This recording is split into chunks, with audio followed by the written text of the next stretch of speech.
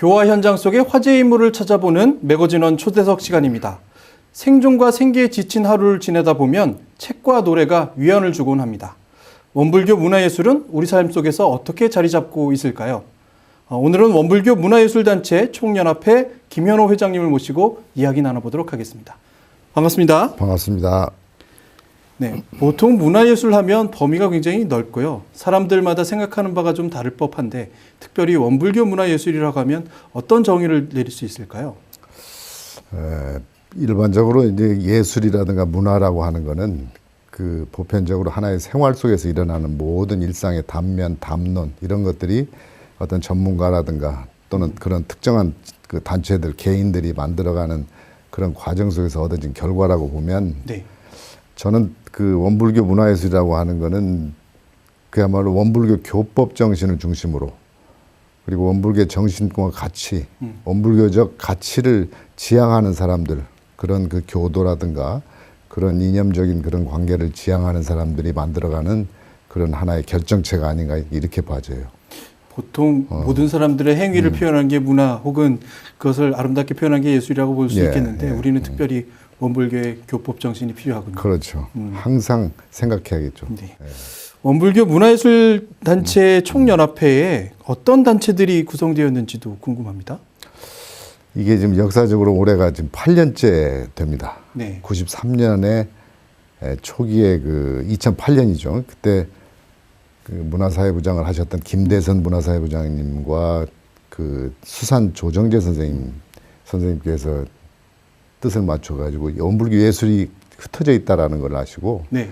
이걸 하나의 응집력을 줘야 한다고 해서 그때 그 원불교 단체 총연합회를 만들겠다는 의지를 보이셨고 그리고 이제 제가 이제 2대, 3대째 지금 네. 이렇게 해서 내년까지 이제 제가 이렇게 하는데 지금 올해 8년째 돼가고 있죠. 그리고 하면서 이제 지금 처음에 2개, 3개로 시작했다가 지금은 미술협회, 네. 서예협회, 사진협회, 문인협회 또는 뭐 다인협회, 그다음에 꽃예술협회, 네. 그다음에 국악협회, 음악협회, 그다음에 원콘랩이라고 해가지고 이제 앞으로 21세기 리드하는 영상 미디어 중심의 협회 네. 이렇게 해서 지금 9개를 만들었어요. 네네. 그리고 이제 지금 다음에 지금 준비하고 있는 것이 무용협회, 네. 그다음에 이제 전통 공예협회 이런 식으로 흩어져 있는 그 예술, 문화 내지는 그 우리 교도들이 그 교화에 도움이 될 수 있는 그런 응집력 요소들을 그 협회로 이렇게 구성해가는 지금 현재 과정까지 지금 와 있습니다. 굉장히 다양하고 이미 9개 네. 단체가 묶여 있고 예. 추가로 더 문화예술단체 총연합회에 이제 소속되게 되겠군요. 그렇습니다. 원불교 행정기관 중에서는 문화사회부가 있는 것으로 알고 있는데요. 네. 문화사회부와 문화예술단체 총연합회는 과연 어떤 관계가 있는지, 어떤 소속 관계가 있는지 이거는 이제 근본적으로 문화사회부에 소속된 기관이라 이렇게 생각하시면 될 것 같고요. 네. 예. 그동안에 이제 원불교 100년까지 오는 과정에서 아마도 그 문화사회부 역할이 정무적 기능이 아마 좀 더 우선이었지 않을까 이렇게 생각해요. 그러다 보니까 예술의 어떤 그런 여러 가지 응집력 이런 부분에서는 하나의 그 단체가 필요하지 않았을까 해서 문화사회부가 가지고 있는 정무적 기능을 보완해드리고 서포트하는 그런 측면에서 원불교 문화예술단체 총연합회라고 하는 이 단체가 된 거죠. 그런 관계를 서로 이렇게 만들어가고 있습니다. 네. 회장님께서는 지금 국립군산대학교 디자인학과 교수로 제가 알고 있습니다. 이 문화예술단체를 그것도 각기 상이한 어떤 특성을 가진 단체들과 함께 일하신다는 게 조금 어려우실 수도 있다는 생각은 들겠습니다. 그래서 어떻게 그것을 극복하고 계신지도 궁금한데요. 어렵죠. 그 일반인도 어려운데 예술하는 사람들의 그 고유한 그 캐릭터를 다 살려주면서 이게 응집력을 갖는다는 게 쉽지 않죠. 이제 그냥 기본적으로는 뭐 조직 관리 문제라든가 또는 뭐 경제적 예산 효율성을 따져야 할 부분이라든가 또 정책 개발해야 할 부분이라든가 뭐 그야말로 소통해야 할 부분들 이런 것들이 지금 어떻게 보면은 그 이 단체를 이끌어가는 장으로서의 그런 역할인데 지금 현재는 하여튼 반을 꿰는 기분으로 하나씩 지금 만들고 있습니다. 제 생각에는 이 원기 100년이라고 하는 큰 획이 있기 때문에 네네. 제가 그 어쨌든 맡았기 때문에 이제 이 100년까지의 그 과정이 그런 그 실로 꿰서 다음에 이렇게 100년 이후에 넘겨드리는 이런 그 상황까지 지금 와 있다 이렇게 봐집니다. 물론 이제 말씀으로 어렵다고 방금 말씀하셨지만 네, 어렵죠. 이 우리의 교법이 항상 둥글고 그리고 화합하고 이런 것들이 기본이 되는 정서긴 합니다만 예, 예. 어떻게 조정되는지 이 에피소드 같은 게 좀 있을까요? 일단은 그 예술인들이 가장 좋아하는 거는 역시 공연, 전시, 그 뭔가 그 창작을 표출할 수 있는 공간, 이러한 그런 뭐 제공할 수 있는 그런 힘, 네. 이런 것들 아닌가 싶어요. 네, 네. 거기에 플러스가 되면 이제 바로 그 우리 원불교 정신, 교화 정신, 이런 교도들의 어떤 사명감 같은 거, 이런 것들이 있는 분들로 해서 이렇게 되기 때문에 네. 저는 앞으로도 희망도 있고 지금 현재 어려운 그런 상황이겠지만은 이게 잘 꾸려질 걸로 이렇게 예측이 됩니다. 방금 말씀하신 대로 예. 예술 활동에 필요한 것이 표출되는 곳이 필요하다. 예. 장소도 필요한 것으로 알고 있습니다. 예. 그 가운데에서도 익산 총부에 이런 문화예술센터가 개관한 것으로 알고 있는데요. 이게 아주 근거지가 될 것 같다는 생각 듭니다. 저는 그 익산 총부 옆에 그 원불교 문화예술센터라고 네. 하는 타이틀이 걸리고요. 네. 그 산하에 그 일원 문화, 일원 갤러리, 일원 소극장이라고 네네. 하는 소 타이틀이 또 걸렸습니다.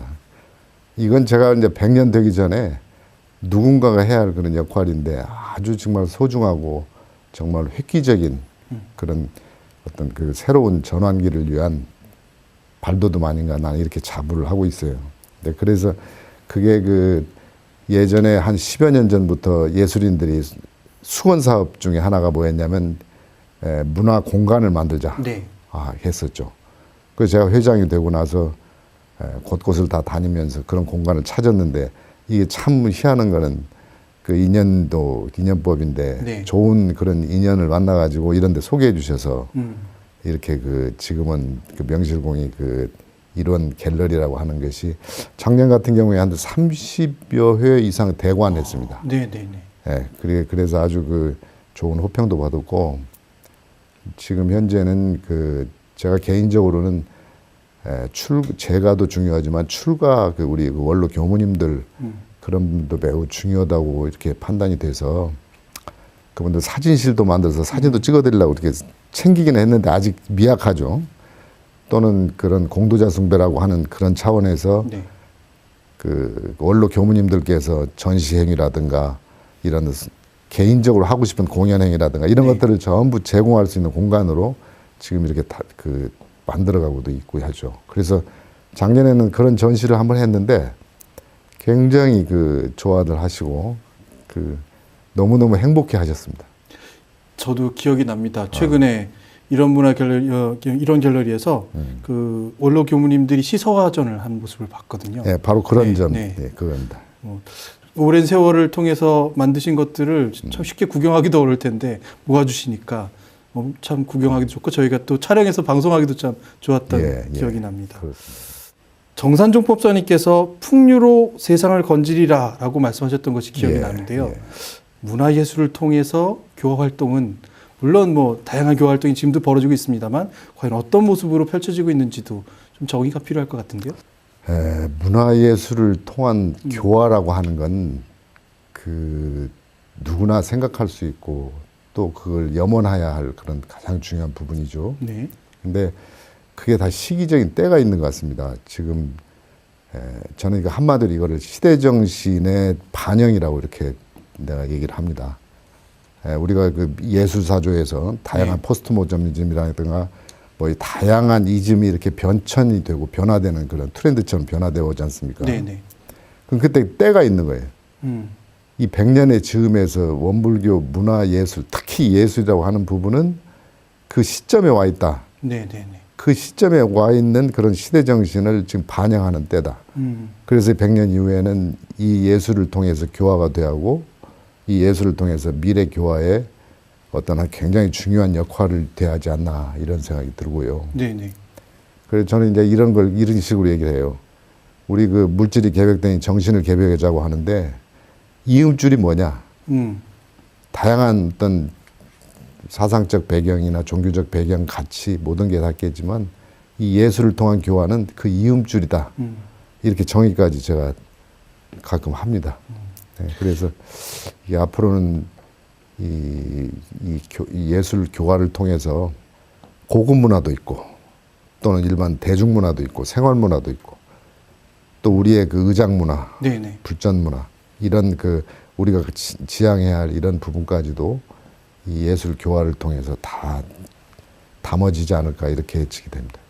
방금 시대 정신에 대한 말씀하셔서요. 예, 예. 요즘에 표현되는 뭐 이철수 판화전 예, 같은 경우를 예. 봐도 이 판화의 모습 하나가 그 법문 하나를 굉장히 아기자기하면서도 극렬하게 딱 표현해주고 있는 것을 보고 그것을 받아들이기 참 쉽게 만들어주는 것 아닐까 생각 드는데요. 그게 이제 시대 정신에 맞는 어떤 표현 방법이 될까요? 그렇죠. 제가에서 감히 대중경을 마음대로 그 읽고 해석하고 표현했다라고 하는 것은 시대정신이라고 봐집니다. 네네네. 이걸 예전에 누가 이걸 손댔겠어요. 그리고 누가 거기에 토를 달았겠어요.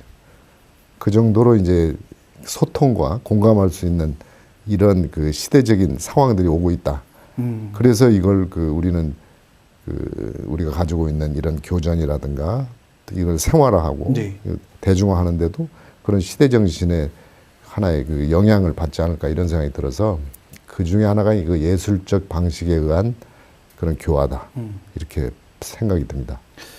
물론 가장 효율적이고 네. 받아들이기 쉬운 방법으로 만들어주신 것도 맞고 예. 또 보기 좋고 아름다운 예. 것으로 만들어주는 건 맞는 것 같은데 그래도 쉬운 일은 또 아닌가라고 생각됩니다. 아, 어렵죠. 이것을 조금 더 원활하게 하고 효율적으로 하기 위해서 필요한 것이 있을 것 같다고 생각이 드는데요.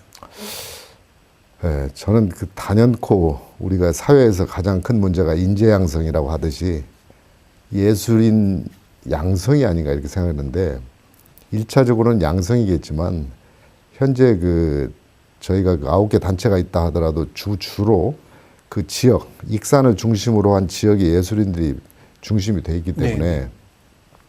전국에 있는 교도 예술인 발굴 사업을 지금 하고 있어요. 네네. 그래서 이 사업이 성공이 되면은 그 전국 세계에 있는 예술인 교도, 소위 말해서 뭐 A급도 있고 B급도 있고 여러 그런 단계가 있을 텐데 이분들이 이제 우뚝 서는 그런 응집력을 줄 수 있도록 모아주는 역할을 그 저희 그 단체에서 지금 시작을 하고 있고 저 예측에는 이제 이게 잘 되면은 1000명만 돼도 네. 원불교 예술 교화단을 만들고 싶은 우리가 청운회도 있고 봉공회도 네. 있고 네. 여성회도 있고 원불교 예술 교화단도 있고 이렇게 되지 않을까 하는 그런 희망도 갖고 있죠. 네. 그래서 그런 그 상황이 되기 위해서 지금 문화사회부에서 열심히 뛰고 계시고 저희가 또 저 같은 그 협조를 해드리고 있고 또는 그 아쉬운 점이 있다고 하면 이러한 그 기본적인 그런 그 활발하게 움직인다라고 하는 그런 전제하에 네.